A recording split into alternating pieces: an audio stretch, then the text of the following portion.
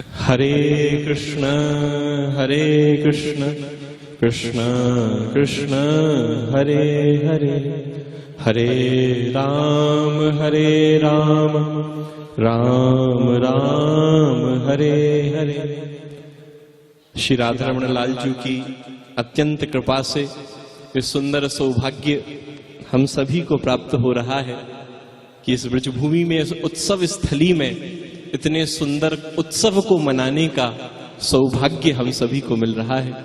सर्वप्रथम उपस्थित समस्त संत चरणों के चरणों में, संत जनों के श्री चरणों में बारंबार प्रणाम करता हूं, क्योंकि जीवन की सबसे बड़ी बात यही है कि यही बात श्रीमद् भागवत में कही, दुर्लभो मानसो देहो देहिनाम क्षण भंगुरा तत्रापि दुर्लभम मन्ये वैकुंठ प्रिय दर्शनम।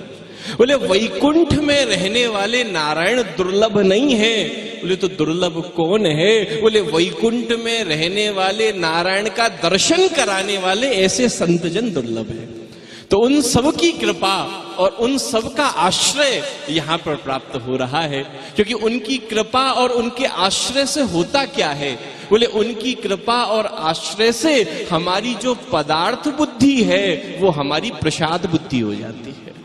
बोले पदार्थ बुद्धि कैसी है? बोले जब घर में कोई मेहमान आता है और कोई मिठाई का डिब्बा लेकर आता है तो सबसे पहले दिमाग लगता है कि कौन से ब्रांड का डिब्बा लाया है, हल्दीराम का लाया है कि बीकानेर का लाया है कि कौन सा लाया है, कि लोकल उठाकर ले आया। उसके बाद बुद्धि लगती है कि भैया कितने किलो का लाया है। हम तो जाके घर में जाते थे तो कम से कम 1 किलो का लेकर जाते, तो 250 ग्राम ही ले आया। फिर उसके बाद फिर उसको खोलते हो, एक गस्सा मुंह में रखते हो, फिर मुंह बनाते हो, अरे मीठा बहुत है, ऐसे ही ले आया।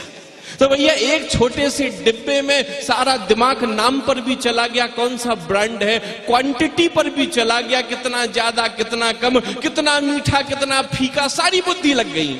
और वहीं पर कोई संत जब वृंदावन से पधारते हैं और एक तिनका भी, भैया वृंदावन गए थे और वहां राधा रमण जी का थोड़ा सा प्रसाद लेकर आए हैं, बाकी बिहारी जी का प्रसाद लेकर आए हैं, वहां फिर ये बुद्धि नहीं लगती कितने बड़े डिब्बे में लाए हैं, 2 किलो लाए कि 250 ग्राम लाए। वहां एक तिनका भी मिलता है तो बार बार प्रसाद को मस्तक से लगाते हो, बार बार सिर से लगाते हो, प्रसन्नता में पूरे परिवार को बांट देते हो। बोले जीवन की भी यही स्थिति है। बोले जब तक संतों का आश्रय जीवन में नहीं होता, हर चीज को पदार्थ की तरह देखते हो, और जब जब पदार्थ की तरह देखोगे हमेशा शिकायतें करते रहोगे, हमेशा कम ज्यादा करते रहोगे। लेकिन जिस समय संतों का कृपा, संतों का आश्रय जीवन में आ जाता है, उसी समय पदार्थ बुद्धि भाग जाती है और प्रसाद बुद्धि दिखने लगती है। हर जगह ठाकुर की उस कृपा का अनुभव होने लगता है और हर जगह धन्यवाद करना सीख जाते हो। इसीलिए कहा, बोले भागवत आश्रय से क्या होगा? बोले जीवन में वो आंखों में विश्वास आ जाएगा।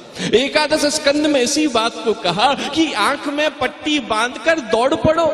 किसी ने कहा भैया आंख में पट्टी बांधकर दौड़ने की बात करते हो, अरे भैया खलिन न पतिन दिहा, बोले अपनी आंखों में विश्वास की पट्टी बांधकर दौड़ो तो सही। बोले गिर गए तो, बोले पहली बात तो गिरोगे नहीं, और जिस दिन गिर गए तो अपनी आंखों की उस विश्वास की पट्टी को खोल कर देखना, किसी नाली में ना पड़े होगे, किसी कीचड़ में ना पड़े होगे, किसी गड्ढे में ना पड़े होगे, उस पट्टी को खोल कर देखना तो सीधे सीधे राधा रमण के चरणों में भागवत आश्रय में अपने आप को प्राप्त करोगे।